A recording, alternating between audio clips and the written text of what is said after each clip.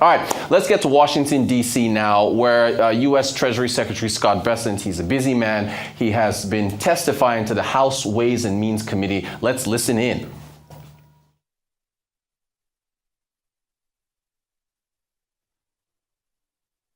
New American-made car and deduct the interest, they will solve this horrendous affordability crisis. Two things here. We are dealing with affordability and we are dealing with inflation. Affordability is the stock of inflation, and we are working to pull that down. That can be pulled down two ways, through price levels or increase real wages. I think we can do both, but the real fill-up here would be increased real wages for working Americans. On the other side, we just saw yet another fantastic inflation number, much of that due to decrease in energy prices. Thank you for being here, and again, for you to step out of your private life, which is very comfortable, to step into this arena, I can't tell you how much I appreciate it. Thank you so much for being with us today and your service. We appreciate it. Thank you, sir. Thank you. Mr. Larson. Thank you, Mr. Chairman, and thank you, Mr. Secretary, for coming before the committee as well. It's pretty clear, and listen, now, who needs to get into arguments when you need answers? And but you can see the frustration on this side. I appreciate your loyalty to the president and understanding your responsibility, but it seems pretty clear that in the time that we're given to ask a question, et cetera, the reason that people are seeking yes and no answers is because of the time that's allotted. It has nothing to do with you personally or whatever. You're obviously very bright and intelligent. So, Mr. Secretary, would you agree that I give great credit to Representative Massey, who stood on the floor and addressed the Congress during the debate on this bill, and he never criticized the president.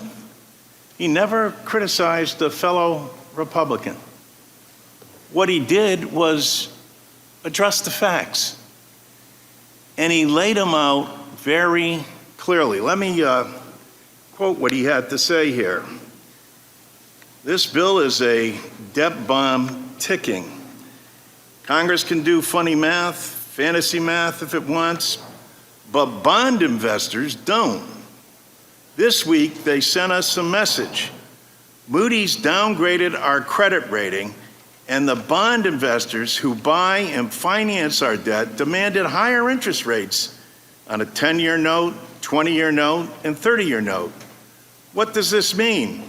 Very soon, the government will be paying $16,000 in interest for paying $16,000 of interest alone per U.S. family.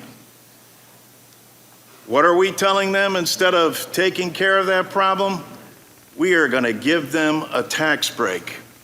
The frustration you hear up here, of course, is that there's denial that tax breaks don't add to the national debt. Was Moody's wrong? Was Representative Massey's assessment wrong? I can tell you that clearly Representative Massey doesn't understand the bond market, and that any 24-hour window, as he's just said, is incorrect. That I will point out that the U.S. 10-year, which I repeatedly reference, is the only major 10-year bond that has a lower yield this year. So has a lower yield today than it did on January 1st or January 20th. German yields are higher, Japanese yields are substantially higher, but U.S. 10-year yields are lower. So I'm not sure what's on Representative Massey's mind. So Massey is wrong, and Moody's was wrong too? Moody's, even the Democrats say that. What do you mean, even the Democrats? The last time that the U.S. I don't know. What do you have to do with Moody's? You know, in 2011, when the U.S. was downgraded, Larry Summers, then NEC head, called Moody's a lagging indicator. Is Moody's wrong or right? Yes or no? Moody's is a lagging indicator, Okay, and so anyone who you can understand the frustration, and I appreciate your Moody's intelligence and ability to talk over. But when we're addressing the American people and we're in a hearing like this, someone as bright and as capable as you are could explain to the American people and still remain loyal to the president, loyal to our colleagues on this dais who supported the bill. There is a strong difference of opinion, and that's what is being expressed here, opinion. There's no focus or dedication on the actual facts. We'll find that out, and people on this aisle are saying, well, don't worry, there's going to be no impact on kids not getting food, 16 million people being kicked off of their health insurance. That's some mirage. That's some fictitious notion that Democrats have made up. And this national debt stuff, well, whether it's Moody's, whoever it is who has come out, whether it's the Wharton School, they're all wrong or misguided or uninformed, as Secretary Massey was. I yield back. Mr. Schweikert. Thank you, Mr. Chairman. Mr. Secretary, how's the jet lag? been better. Yeah, it's Been better. Look, it's impressive, but I don't know if you get frequent flyer miles for all this traveling. No, but I take my responsibilities of reporting to Congress very seriously. No, we appreciate you making the effort to get here. I'm going to give you something that's a little bit different, but it's more some of the things we specialize with the Joint Economic Committee and those. We'd like to actually engage, this is probably more technical staff, on what we can do to actually, there's things we can do policy-wise, message-wise, product-wise, in regards to moving away from notes and bills and being able to create some additional interest liquidity on the bonds, moving out in the curve. And with past Treasury secretaries, we've done presentations on everything from Professor Schiller's Trill's idea, where it's a bond, but it actually has a slight attachment to as an equity interest in the U.S. tax receipts, so therefore it's sympathetic with tax revenues, to things you've actually written about or your team around you have written about, certain gold indexes and other things for long-term debt. My interest is very much, and this is a intellectual conflict many of us in Congress have, the substantial portion of growth of debt is demographics. We don't like to tell people the truth, but we have a dramatic shortage of young people in the country. Today, compared to 20 years ago, we have double the number of people 65, but our 18-year-olds are exactly the same as 20 years ago. It's demographics. And we're going to try to make demographics partisan because that's what we do. How does someone like me work with your team to actually give you product ideas, messaging to the markets and liquidity that going along on the curve is stable, and we're going to be there to protect our full faith and credit? Congressman, you raise a very important issue, and what you're talking about is something called the dependency ratio. The U.S. is the only major industrialized economy where that ratio is roughly stable. It is in slight decline. Many other economies, Italy, Japan in particular, they are seeing the dependency ratio blow out, and hence their productive capability. We would welcome the opportunity to engage with you and your staff on any ideas that you may have. Right now, we are committed to the regular cadence of Treasury issuance as it is. I would add that in my lifetime, and I can't believe, to go back to experts, we always see, it's this industrial revolution, it's that industrial revolution. I'm not sure we're on whether we're on the fourth or fifth. But I do believe that we are on an industrial revolution, an AI revolution that may lead to a productivity breakthrough that could be very important. Mr. Secretary, you're stealing one of my speeches, but synthetic biology, AI, automation, and that's actually it's a side conversation on reindustrialization and the actual statistical information of how much of that's going to be labor substitute by automation, and therefore we may not get the same wage growth in the academic literature. But that's going to geeking out a little bit. My great interest is, I don't believe many of us on this committee have spent enough time, whether it be a Democrat in the White House, a Republican, on debt management and the fact we on this committee have the responsibility to work with you in Treasury to have as much stability in that model. Because today we borrow, what, about $72,000 a second? You know, outside the math for extraordinary measures. I haven't done it by second, but I think yeah, on a daily basis. But Congressman, I can tell you, the thing that would give us the greatest debt stability is the increasing the debt ceiling. No, because I don't disagree that with... is a cataclysmic outcome that we will never allow to happen. Mr. Secretary, absolutely agree. Visibility, capacity is important.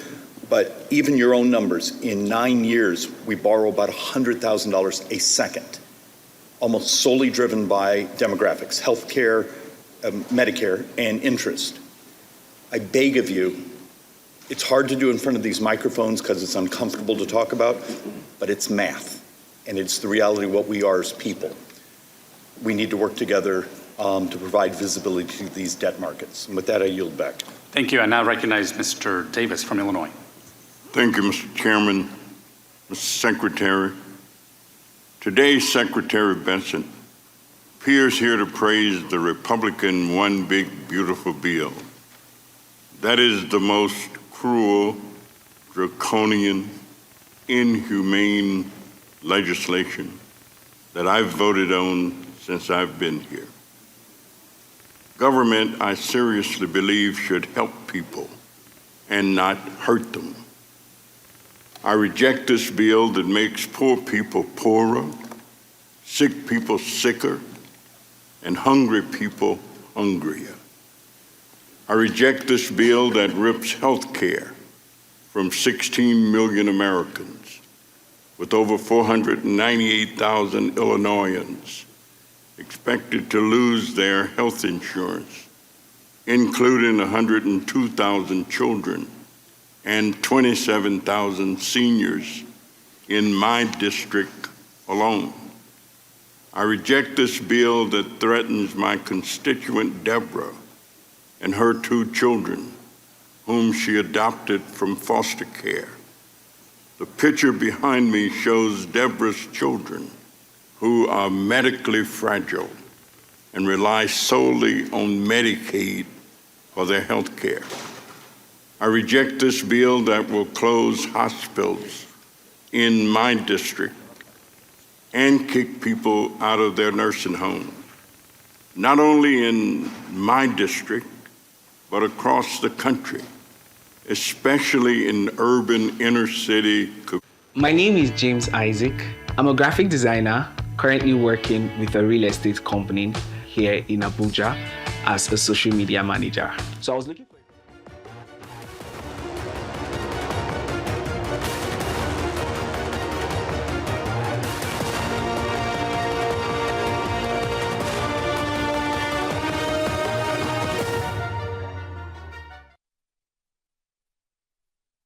Are you struggling with a health challenge? Do you need financial help to access treatment? I'm tired of trying. I need help. I want to try IVF. I know it's expensive. Apply now for MHSS, the Maternal Health Service Support, a discounted loan by the W Initiative of Access Bank. For more information, visit our website on www.thewcommunity.com or any Access Bank branch nationwide. You can also send an email to wcares@accessbankplc.com. Terms and conditions apply.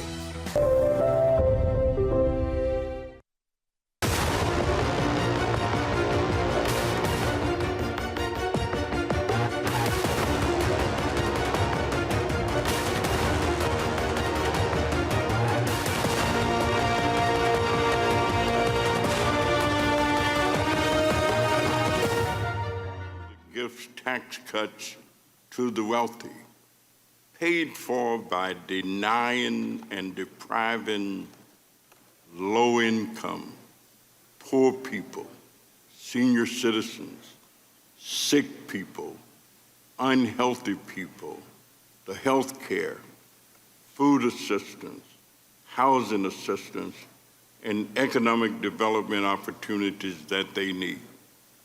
This bill reminds me that there is something rotten in Denmark. There is something wrong with the thinking that puts such a bill in front of us. This bill is actually what we call the Robin Hood in reverse. Take from the poor, take from the disabled, take from the sick, take from the hungry, and give to the wealthy. It is not good. It is immoral. I reject it, and I yield back the balance of my time. The gentleman yields back. Mr. LaHood is recognized for 5 minutes. Thank you, Mr. Chairman. Mr. Secretary, thank you for being here. Thanks for your service to our country. I would argue, Mr. Secretary, that President Trump got elected last November on two issues, fixing the unmitigated disaster at our southern border and fixing the economy. And obviously you play a big role in fixing the economy and working with us on that. Go back a year ago, we had high inflation, high interest rates, unaffordable energy costs, supply chain frustrations. And that factored into people going to the polls and wanting a change on the economy. And as we think about the bill that we've put together, the One Big Beautiful Bill, there's lots of things in this bill that help this economy. But fundamental to that is making permanent things like 199A, bonus depreciation, research and development tax credit, the affordable housing tax credit, unleashing American energy, all included in this bill. And I think we predicate this bill on how do we have predictability and certainty long-term in this economy. And those investments that are made by small, medium, and large companies, whether you're a plumber in Peoria, Illinois, or you're a Fortune 100 company, you want predictability and certainty. And as been alluded to earlier, if we do nothing and this bill doesn't pass, you're gonna have $4.5 trillion of tax increases. And if you think there's uncertainty in the economy now, wait until that happens. And so the other, I think, observation that's been made is there's a lot of money and resources sitting on the sidelines waiting to be invested. But we need that predictability and certainty. And I would argue we do that in this bill. I wanted to ask you if you can comment on what this bill will do to the economy and on predictability and certainty. Good, Congressman, thank you for that. And I would also like to talk about what this bill will not do to the economy. Because what we saw in the tax bill of under the Biden administration, which I believe was immoral, was rampant inflation. Rampant inflation, which is the best way to steal from working Americans. And the basket of goods and services that working Americans require had a substantially higher inflation rate than the 21% reported by the Bureau of Statistics. So in excess of 30% of purchasing power was stolen from working families. We had, in the summer of 2024, we had a record amount of food bank usage in the United States of America at the same time that the previous administration's tax bill, we had a record number of trips to Europe. And that is not an America we want. Record trips to Europe, record food bank usage. So anyone who voted for that tax bill, that was the outcome. What we are doing is trying to get back, as you said, to President Trump's private sector job growth creation. And the tax bill will incentivize private sector growth. Equally important, this administration's economic plan is a three-legged stool. It is trade, it is taxes, and it is deregulation. And what we saw under the Biden administration that created the great inflation was we saw the impetus in spending as the government flooded the zone, but we saw substantial regulatory increase, so a demand shock was met with supply constraints. What we are doing with the help of this committee and congressmen like you, we are creating a private sector demand shock that is going to be met with a deregulatory release. So we will go back to 2018 and 2019. We will have strong growth and it will be non-inflationary. Thank you, Mr. Secretary. I yield back. Thank you. Ms. Sanchez is recognized for 5 minutes. Thank you, Mr. Chairman. Welcome, Mr. Secretary. There was no tax bill passed during the Biden administration, and I know that because I served on this committee during that administration. So I just wanted to clarify that. And in the interest of time, because our time here is limited, I'm going to ask you to please limit your answers to yes or no questions, and I'm going to jump straight into those questions. Mr. Secretary, do you still believe that the president's tariffs are going to be a one-time price adjustment for American families? If prices go up, they will be one time. Okay, well, unfortunately, you appear to be talking out of both sides of your mouth because you yourself have admitted after conversations with Walmart that some tariff costs are going to get passed on to consumers. And in fact, we've already seen that prices are rising on many everyday goods. No, Congresswoman, please don't interrupt me. The time is mine. The time is mine. Please don't interrupt me. I will ask you questions and I will grant you an opportunity to answer them, but please don't interrupt me during my time. With pleasure. Okay, I know I'm a woman, but please try to limit yourself to answering my questions. No, I'm sorry, but we get talked over all the time, and I don't want that to happen at this hearing. I would remind members, the gentlelady is recognized. Please proceed. Thank you. The time is mine. Clothing is going up 20%. Shoe prices and canned goods like chicken noodle soup and canned fruit and microwave meals have gone up 15%. Toys are getting more expensive. Walmart just raised the prices of dinosaur action figures by 38% and baby-born dolls by 43%. Household goods like drills, toolkits, vacuums have also gone up. Stanley Black & Decker recently announced higher prices for all of their products, and these are just some of the products that are affected. On average, Trump's tariffs are estimated to cost households $3,000 more for the same goods than they would have last year. And that's money that could be going to... That's incorrect, and that is I'm not sure incorrect. who's estimated. The best estimates are that consumers will pay $3,000 more for the same goods and that estimate is from that whom? they did last year. That estimate's from whom, I will get you the estimates. Right, because that's money that could be going to paying goods or paying rent and groceries. And it's clear that Trump's trade wars are hurting American families. Yet all we have to show for the economic pain are news reports of these flimsy trade deals. And I understand, Mr. Secretary, that you are co-leading the China trade negotiations. Do you think that China is a reliable trading partner? I think we will see. Well, pardon me for being skeptical of this administration's ability to get anything meaningful out of trade negotiations with China, because this administration is too swamped with trying to negotiate with 90 countries around the world. And to me, a poorly negotiated trade deal with China is probably not worth the paper that it's written on, because this is China's China's track record. These are facts. In the Trump administration's Phase 1 trade deal, China promised to increase purchases of U.S. goods and services by $200 billion over 2 years. Countless reports, and you yourself, have noted that China has failed to meet these purchase commitments. Those were purchase commitments that were negotiated by Trump in his first administration. They met their agreements under President Trump in 2020, and President Biden did not enforce them, and the Chinese delegation told me that they did not believe they needed to adhere to them. I'm reclaiming my time. That's incorrect. China has also not made the structural reforms that they promised Trump that they would. Many U.S. companies still reported widespread intellectual property theft and counterfeiting. So excuse me if the last attempt by the Trump administration to secure meaningful change from China doesn't exactly inspire any confidence in the current negotiations. And, you know, quite frankly, negotiating trade agreements with China requires more time and effort than this administration has given so far.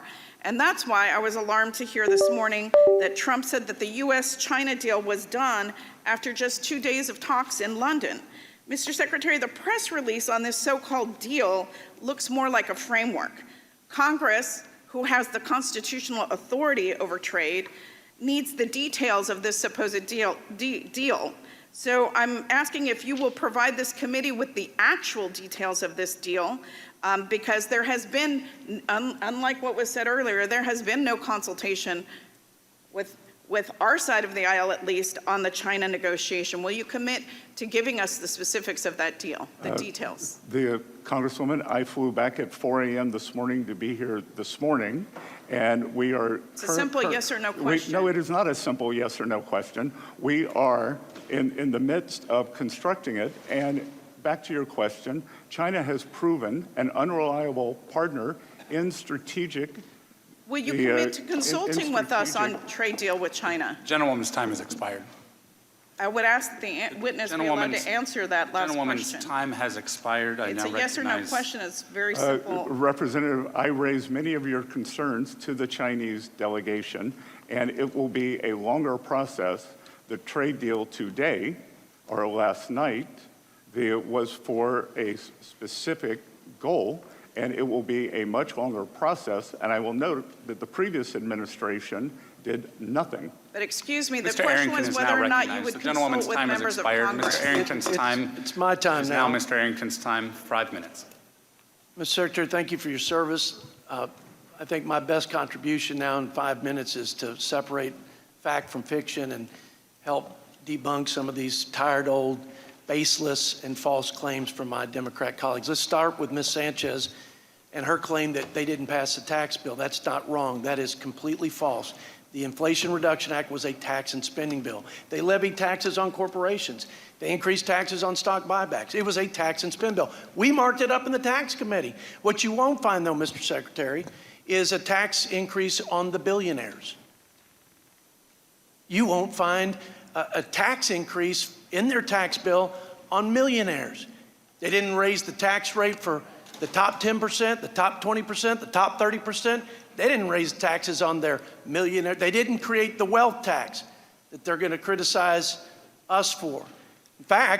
In fact, we're preventing all marginal rates from increasing by extending the Tax Cuts and Jobs Act, and including the top rate from going to 39% from 37%. They didn't increase it from 37% to 39%. They had total Democrat control, and they didn't do it. Feign indignation is what that is. Now, let's go through some more facts. If we don't pass the Tax Cuts and Jobs Act because they're successful in stopping it, there'll be a 22% on average tax increase for all Americans. Is that true or false? True. They'll lose about $5,000, $6,000, the median household income. They'll lose about $5,000, $6,000 of their family budget. True or false? At least that amount. Tax Cuts and Jobs Act. Did the top 10%, did the top 1% pay a greater share of taxes after the Tax Cuts and Jobs Act? A much higher percentage, sir. Did the top 1% that paid 38% of the entire cost of the federal government actually, after TCJA, pay a higher percentage of the cost of the federal government, going from 38% to 45%? True or false? Yes, sir, 7% more. And the top 10% was paying 70%. Top 10% earners in this country pay 70% of the freight of the federal government. After the Tax Cuts and Jobs Act, they are now paying 75%. Is that true or false? It is correct. So another false claim during the Tax Cuts and Jobs Act passage was that this was a tax cut for the rich and for corporations.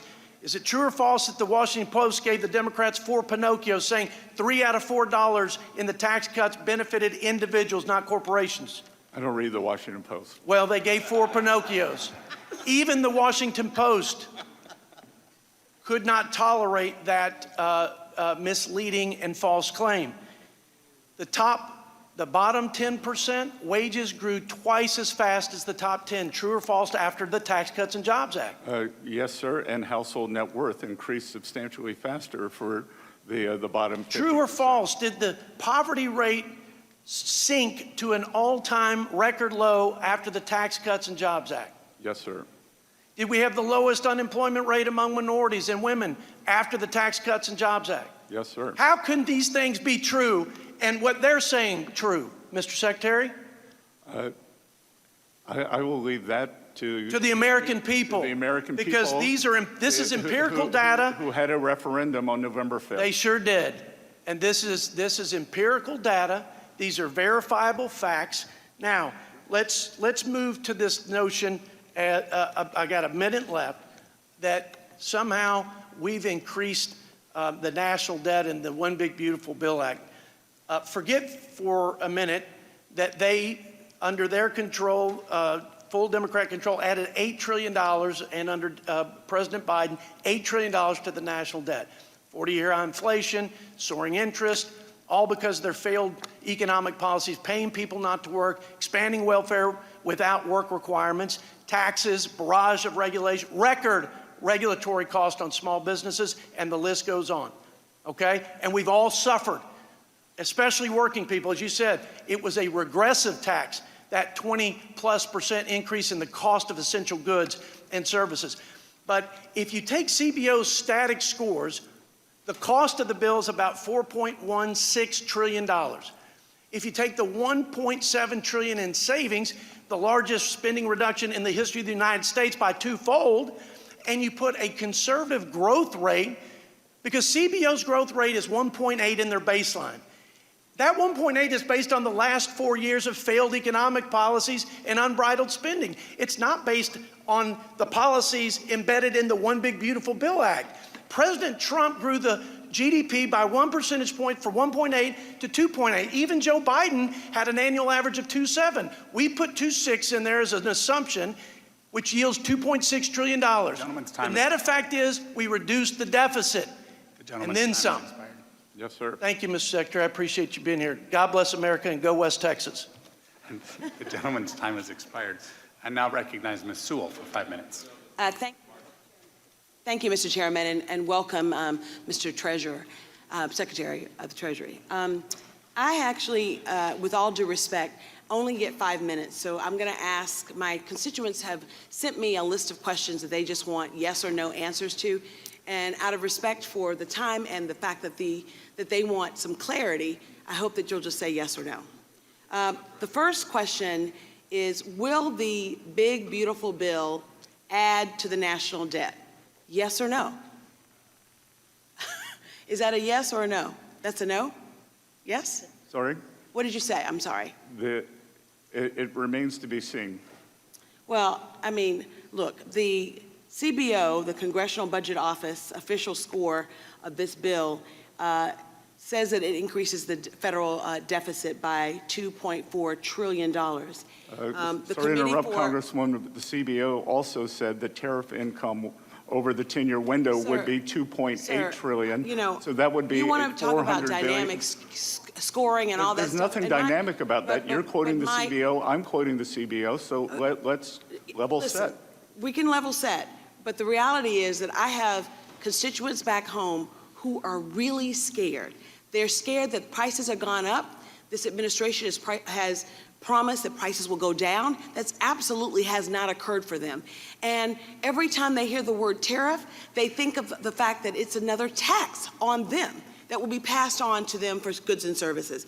At any rate, not only did the CBOs say that this bill will increase the deficit by $2.4 trillion. The Committee for Responsible Federal Budget said at $2.5 trillion. The Yale Budget Lab, $2.4 trillion. The point I'm trying to make is that you will add to the national debt over the span of this time. The second question that they wanted me to ask is, will all Americans have a net benefit from this beautiful big bill? It is it's difficult to. Yes or no? Again, it's impossible to say all Americans. It is ridiculous for me to give an answer for 337 million. Well, I can people. tell you what a lot of I can say the balance of probability is that Americans will get a substantial increase, especially if you're referring to working people in your district. Yep. They should do very well, as they did in 2018 and 2019. Tables tell us? You know, the distribution the numbers don't lie. The average tax cut in 2027 for people in this bill making $1 million is about $81,500. So someone who makes $1 million, and no one in my district makes $1 million, to my knowledge, will get a tax increase, will get a tax benefit of $81,000. That's $223 a day. Now, the average tax rate in 2027 for people making under $50,000, which in my district is about 63% of the people that I represent, they will only get a tax break or tax increase of $265, which is 73 cents per day. That's pittance. When you think about the fact that the IRS, which this administration has decimated, closing field offices everywhere, laying off or dismissing thousands of workers from the IRS. The folks in my district often get, bombarded with inquiries about their earned income tax credits, and billionaires that are going to get $81,500 more don't. So, I mean, the point that I'm trying to make is that not all Americans will benefit the same. We know that because people make different things. But the fact of the matter is, if you're only saving me $268 and you're taking away my health care, which 16 million Americans will have no health care, will lose their health care, and they have to lose their health care in order for you guys to actually pay for your bill. I mean, to pay for your bill by kicking people off health insurance and giving them no health care, to me, is immoral and not fair. The last question that I was asked to ask you was, when will we hit the debt ceiling? I know that this big, beautiful bill also means an increase in the debt ceiling, and frankly, I heard you say that that is something that's an imperative. I would agree with that. When do we foresee us hitting the debt ceiling? Congresswoman, I want to congratulate you. You have a very sophisticated constituency to ask questions like this. That the so-called X date is a... With all due respect, just because you're poor doesn't mean you're ignorant.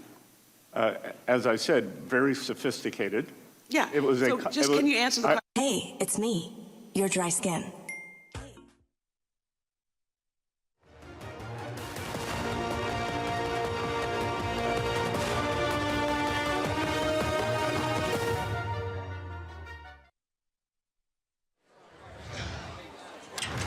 How far, Niger? Welcome to the Glow Cafe app. Come in.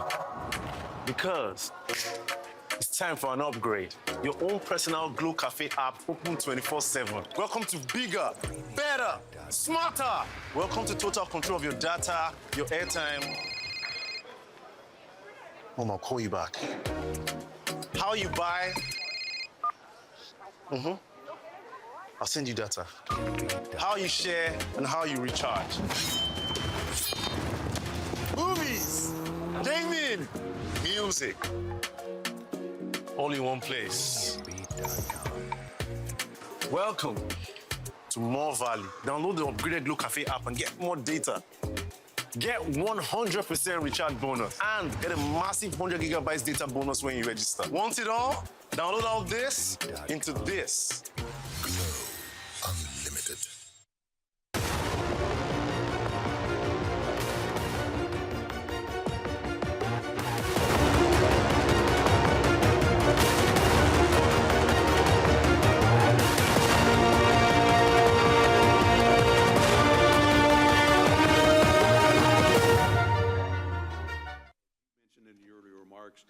The country's been fairly consistent in maintaining tax revenue at about a 17 to 18% of GDP. Unfortunately, the problem we're dealing with now is spending has ballooned up to roughly 23% or 24% of GDP, which is creating that problem that we have an imbalance. So I have several things I want to cover. First, I want to talk a little bit about Section 899. It's a common sense provision that's based on two bills that Chairman Smith and I introduced. It's not new. It's not revenge, as some in the media have been proclaiming and wailing about the last few weeks. It's a reasonable approach to make sure that foreign countries don't pilfer the U.S. Treasury with UTPRs or DSTs. And the fact is, if we do nothing, we're ceding our tax authority to other countries. And the JCT is warning us that we will lose $122 billion in tax revenue over the next 10 years. Ways and Means could have responded with much more severity in terms of the bill that we looked at. We took a measured approach that maintains our tax sovereignty and that either discourages our allies from moving forward with these discriminatory taxes, or will raise our tax revenues by $116 billion over the next 10 years. I'd like to submit, Mr. Chairman, for the record, an op-ed from Bloomberg that covered this topic. Mr. Chairman. Without objection, so ordered. Thank you.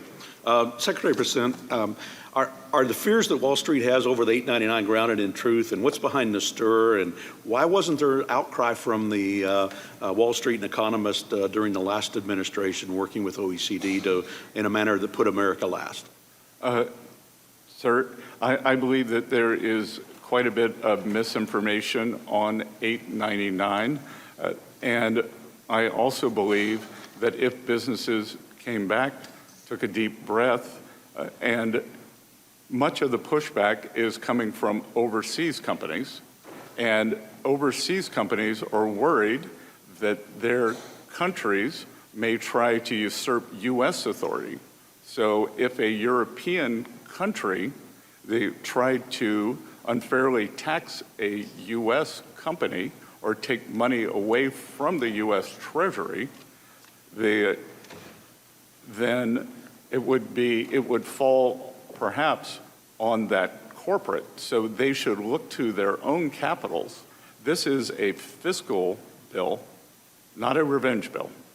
Right, I agree with that. I think that some of these companies need to be lobbying their own government instead of trying to lobby 100%, Congressman. Administration. Something else that I've been pushing over the last 6 years has been research and development expensing.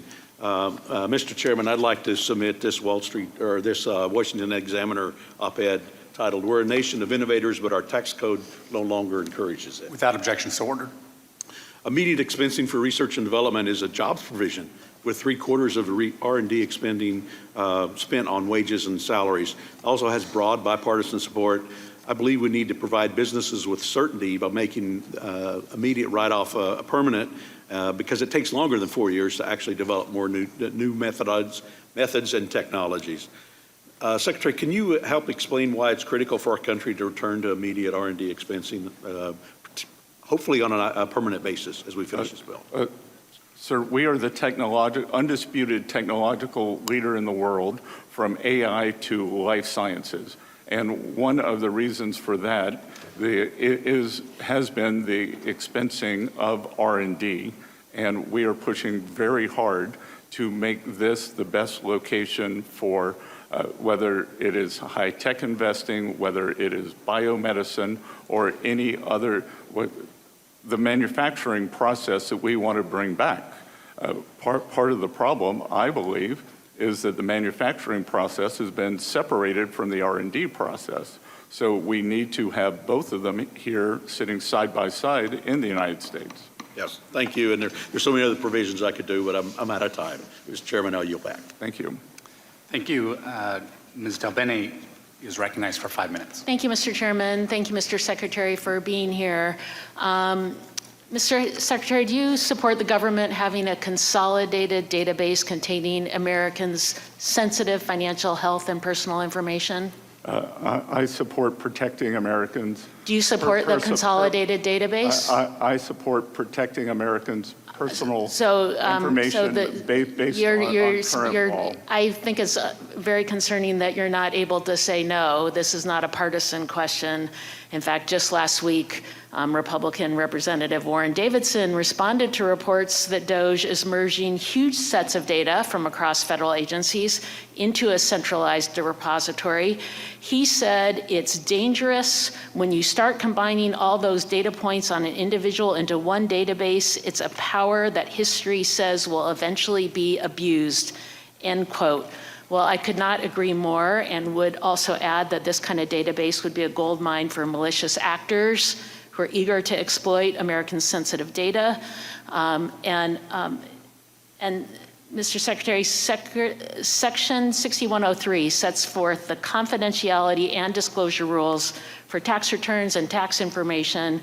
Just because DOGE wants to compile people's sensitive information into one place doesn't mean the confidentiality rules go away. Is that correct? All right, live images in Washington, D.C. U.S. Treasury Secretary Scott Bessent fielding questions from the House Ways and Means Committee about the, as he calls it, the OBBB, the One Big Beautiful Bill. He was just in London 24 hours ago discussing trade with his Chinese counterparts. He's been very busy.